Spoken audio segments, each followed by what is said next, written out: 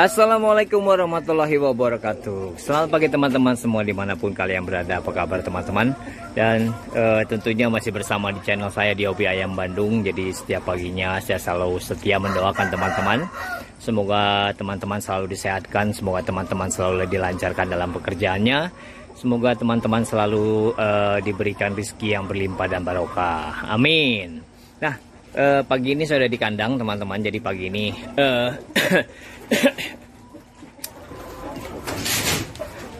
dan pagi ini teman-teman saya ingin membahas sedikit bagaimana cara membesarkan anak ayam kita dengan baik. Jadi sebenarnya setiap peternak atau setiap penghobi ayam itu mempunyai cara atau metode yang berbeda-beda dalam membesarkan anak ayamnya masing-masing. Jadi tidak bisa dipaksakan juga, kita harus mengikuti video dari siapa, konten dari siapa. Jadi sebenarnya untuk membesarkan anak ayam kita itu sebenarnya dari dari kebiasaan kita atau dari kita merawat ayam kita dari awal. Jadi kalau kita miara ayam Bangkok, kita beternak ayam Bangkok itu biasanya kita udah punya cara sendiri atau metode sendiri untuk membesarkan anak-anak ayam kita. Jadi dengan cara seperti apa kita udah punya caranya, kita udah tahu caranya. Jadi masing-masing penghobi itu mempunyai cara masing-masing teman-teman. Jadi kalau di saya itu seperti di video-video saya kemarin itu saya udah pernah buatkan, saya udah pernah ceritakan. Tetapi di sini saya mau bahas secara keseluruhannya. Jadi untuk membesarkan anak ayam itu memang perlu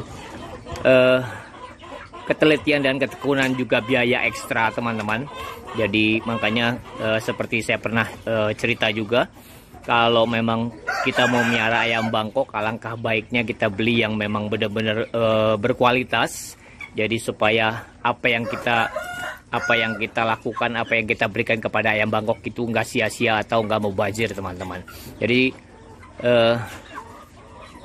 saya ingin cerita sedikit, kalau memang kita mau membeli ayam Bangkok itu perbedaannya memang sangat jauh sekali antara kualitas dan tidak kualitas teman-teman. Tetapi kalau untuk pakannya atau untuk makannya itu sama aja. Jadi berapa yang kita keluarkan untuk ayam yang berkualitas, berapa yang kita keluarkan untuk ayam yang tidak berkualitas itu sama. Kurang lebih seperti itu teman-teman. Jadi kalau menurut saya, jadi alangkah baiknya kalau kita memang penghobi atau kita memang pencinta ayam Bangkok, jadi alangkah baiknya kita ambil ayam yang memang berkualitas supaya nantinya jerih payah kita atau hasil daripada jerih payah kita nanti itu tidak sia-sia teman-teman. Nah, hal yang paling penting atau hal yang paling mendasar adalah kalau kita mau miara ayam Bangkok, kita ngambilnya itu dari yang kecil atau yang besar, itu semua tergantung dari kita. Tapi kalau saya biasanya, kalau bukan untuk pemacek, biasanya saya ambil dari yang kecil dulu. Kenapa? Satu, kalau untuk yang kecil itu harga masih terjangkau. Kalau untuk harga seperti ini, kecil-kecil seperti ini harganya masih terjangkau teman-teman.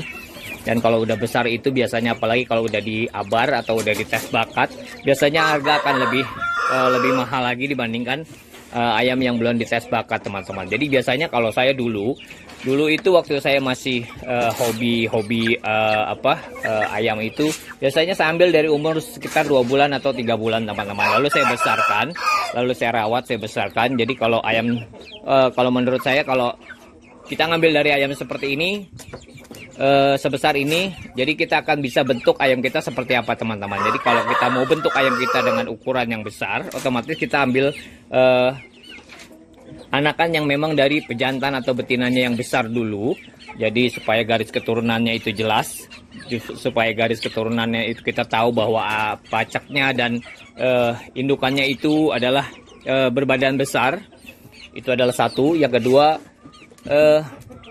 kalau kita mau mendapatkan ayam yang berkualitas, otomatis kita harus mencari ayam yang keturunan dari ayam yang berkualitas teman-teman. Jadi kalau memang kita mau mendapatkan ayam yang bagus, jadi otomatis kita harus mencari dulu pejantan dan betinanya yang bagus, baru kita pesan anaknya atau kita beli anakannya teman-teman.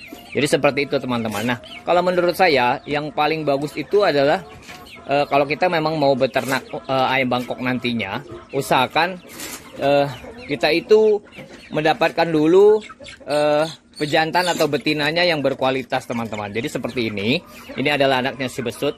Jadi si ambil si besut itu memang udah dewasa, si ambil si besut itu memang udah si besut itu memang udah punya gelar. Jadi si besut itu udah 3 kali win.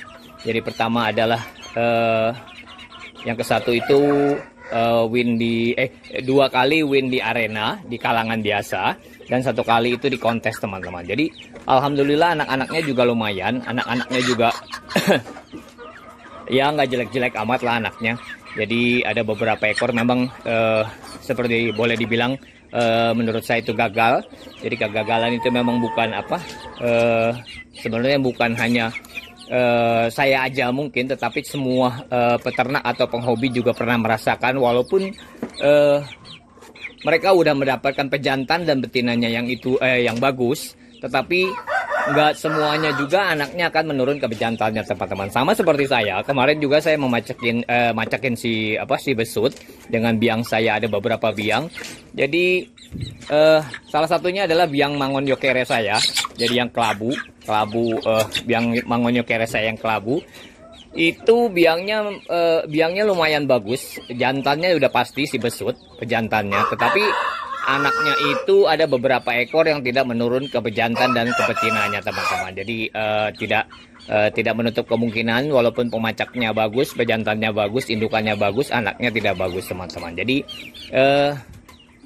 kemungkinan besarnya ya seperti itu. Jadi 70-30, teman-teman. Jadi 70-30 itu 70-nya adalah ke pejantan dan betinanya, 30-nya adalah ke faktor yang lain, teman-teman. Nah, kalau di saya biasanya untuk membesarkan anak ayam Bangkok yang baik, kalau menurut saya biasanya dari usia 0 sampai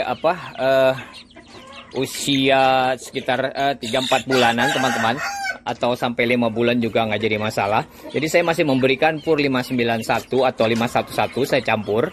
Jadi biasanya kemarin itu saya pakai 591, tetapi sekarang saya campur dengan 511 karena kemarin saya merasa anak-anak ayam saya itu masih kurus, nggak gemuk, teman-teman. Tetapi saya campurin dengan 511, sekarang keadaannya udah agak lumayan. Jadi udah sekarang udah lumayan gemuk, teman-teman. Jadi kelihatan ini udah lumayan gemuk. Jadi alhamdulillah. Dan apapun itu tetap saya syukuri. Nah, biasanya umur 0 sampai umur 3 bulan itu saya masih menggunakan murni 511 atau 591. Kemarin itu saya pasti pakai 591, teman-teman. Tetapi sekarang saya menggunakan campuran 511 dan 591. Jadi supaya ada unsur untuk tulangnya juga dan ada unsur untuk dagingnya juga, teman-teman. Jadi supaya mereka ini bisa bertumbuh dengan baik dan nantinya sesuai dengan apa yang saya harapkan. Jadi umur 0 sampai 3 bulan itu biasanya saya menggunakan 511 atau 591. Kemarin itu saya menggunakan 591, sorry. Saya menggunakan 591. Setelah itu saya campur dengan 511 saat ini. Jadi saat ini saya menggunakan 591 dan 511 dan sekarang ini umurnya udah 3 bulan. Yang ini udah 3 bulan, teman-teman. Dan ini juga hampir 3 bulan kurang lebih. Jadi pakannya itu udah mulai saya campur saat ini. Jadi untuk menekan kos atau biaya operasional saya. Jadi saya menggunakan saya pernah buatkan pakannya. Saya pernah buatkan videonya tentang pembuatan atau racikan pakan untuk ayam 3 bulan. Jadi bahan dasarnya adalah tetap 591 dan 511. Jadi kedua adalah saya menggunakan huut halus atau dedak halus, teman-teman.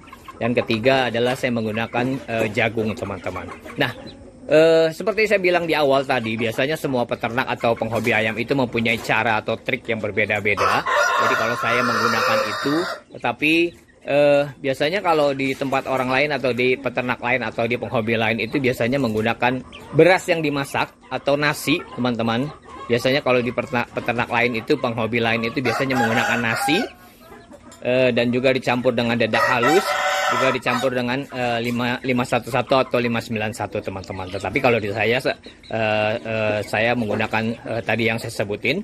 Jadi ada jagung, ada dedak halus dan juga ada 511 dan 591, teman-teman. Nah, Teman-teman, jadi demikianlah pembahasan saya pagi ini tentang cara membesarkan anak ayam Bangkok dengan baik. Jadi mudah-mudahan penjelasan saya ini bisa diterima dengan baik. Mudah-mudahan penjelasan saya ini benar adanya, dan mudah-mudahan penjelasan saya ini bisa bermanfaat. Dan sekali lagi buat teman-teman di luar sana yang udah selalu membantu saya dalam bersemangat membuat kontennya, saya ucapkan banyak-banyak terima kasih. Berkat dukungan kalian tetap semangat. Dan buat teman-teman di luar sana yang belum membantu saya juga monggo bantu saya dalam bersemangat membuat kontennya dengan cara subscribe, like, komen, dan share video saya jika bermanfaat. Oke teman-teman, sampai jumpa di next video. Salam sehat dan sukses selalu dari Bandung. Wassalam.